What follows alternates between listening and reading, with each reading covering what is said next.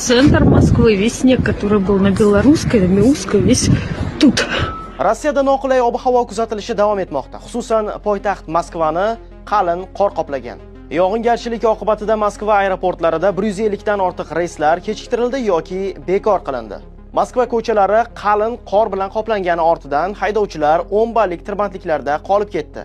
Jamoat transportlari tizimi izdan chiqdi. Avtobus va tramvaylar harakat jadvalidan ancha ortda qolib ketdi. Metroda esa yo'lovchilarning oqimi ortib ketdi. Yo'llarni qordan tozalash uchun minglab texnikalar, minglab ishchilar jalb etilgan. Ammo ular ham rekord darajada yog'gan qorni tozalab ulgurmayapti. Sinoptiklar 9-yanvar kuni Moskvada yog'gan qor meteorologik kuzatuvlar tarixidagi kuchli 5talikdan o'rin olganini ma'lum qildi. Poytaxtdagi bosh meteostansiya ma'lumotlariga ko'ra, Moskvada ushbu bir sutka davomida 21,4 mm yog'in yoqqan.